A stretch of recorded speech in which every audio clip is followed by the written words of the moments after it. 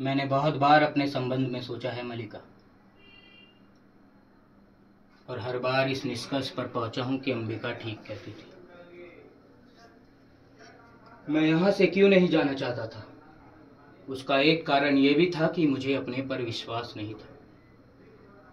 मैं नहीं जानता था कि अभाव और भर्त्सना का जीवन व्यतीत करने के बाद प्रतिष्ठा और सम्मान के वातावरण में जाकर मैं कैसे अनुभव करूंगा। मन में कहीं ये आशंका थी कि ये वातावरण मुझे छा लेगा और मेरे जीवन की दिशा बदल देगा, लेकिन ये आशंका निराधार नहीं थी। तुम्हें बहुत आश्चर्य हुआ था कि मैं कश्मीर का शासन संभालने जा रहा हूं। तुम्हें बहुत अस्वाभाविक लगा होगा, परंतु मुझे इसमें कुछ भी अस्वाभाविक प्रतीत नहीं होता। अभावपूर्ण जीवन की वो एक स्वाभाविक प्रतिक्रिया थी। संभवतः उसमें उन सब से प्रतिशोध लेने की भावना थी जिन्होंने जब तब मेरी भर्त्सना की थी, मेरा उपहास उड़ाया था। परंतु मैं ये जानता था कि मैं सुखी नहीं हो सकता। मैं अपने को बार बार विश्वास दिलाता कि कमी उस वातावरण में नहीं, मुझ में है। अगर मैं अपने को बदल लूं तो सुखी हो सकता हूं, परंतु ऐसा नहीं हुआ। ना तो मैं बदल सका, ना ही सुखी हो सका। यहां तक कि मेरी प्रतिलिपियां देश भर में पहुंच गई, मैं तब भी सुखी नहीं हो सका। किसी और के लिए ये जीवन, ये वातावरण स्वाभाविक हो सकता था, पर मेरे लिए नहीं था। एक राज्य अधिकारी का कार्यक्षेत्र मेरे कार्यक्षेत्र से भिन्न था। मुझे बार बार यह अनुभव होता कि प्रभुता और सुविधा के मोह में पड़कर मैंने उस क्षेत्र में अनाधिकार प्रवेश किया है, और जिस विशाल में मुझे रहना चाहिए था उससे काफी दूर हटाया। जब भी मेरी आंखें दूर तक फैली क्षितिज रेखा पे पड़ती, मुझे ये अनुभूति सलाती कि मैं उस विशाल से दूर हटाया हूं। मैं अपने को आश्वासन देता कि आज नहीं तो कल मैं परिस्थितियों पर वश पा लूंगा, परंतु ऐसा नहीं हुआ।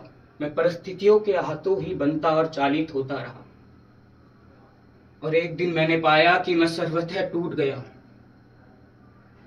मैं वो व्यक्ति ही नहीं जिसका उस विशाल के साथ कुछ भी संबंध था।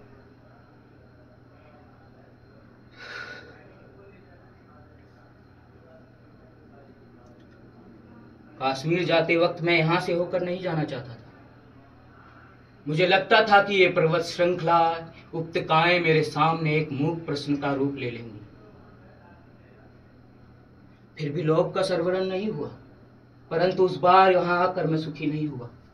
मुझे अपने से वितृष्णा हुई, उनसे भी वितृष्णा हुई जिन्होंने मेरे आने के दिन को उत्सव की तरह माना था। उस दिन पहली बार मेरा मन मुक्ति के लिए व्याकुल हुआ था, परंतु उस समय मुक्त होना संभव नहीं था।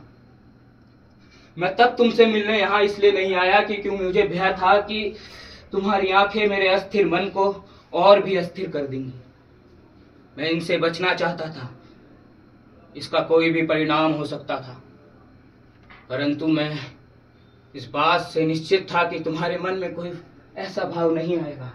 और मैं ये आशा लिए हुए चला गया कि एक कल ऐसा भी आएगा जब मैं तुमसे अपने मन के द्वंद्व के बारे में कह सकूंगा।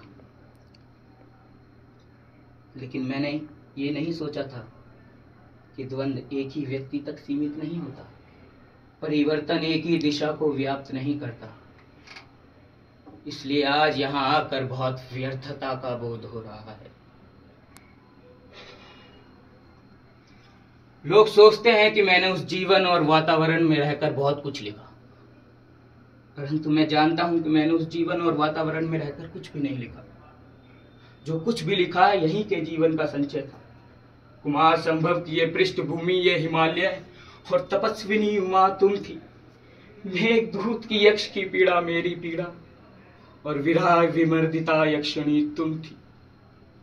यदा भी मैंने अपने को यहां और तुम्हें नगर में होने की कल्पना की, मैंने जब तब लिखने का प्रयत्न किया, तुम्हारे और अपने जीवन के इतिहास को फिर दोहराया, और जब भी इससे लिखकर कुछ और लिखना चाहा तो रचना प्राणवान नहीं हुई।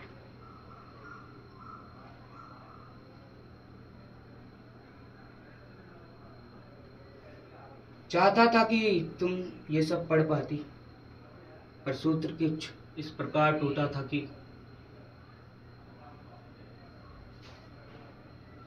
मेघदूत मेघदूत की प्रतिलिपियां तुम्हारे पास कैसे? तुम्हारे पास मेरी सारी प्रतिलिपियां, लेकिन वो यहां कैसे? उनके पास ये सभी प्रतिलिपियां मिल जाती थी, और इनके लिए धन।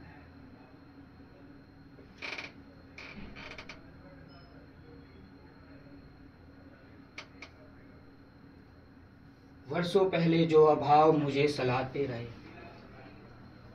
वो आज और बड़े प्रतीत होते हैं।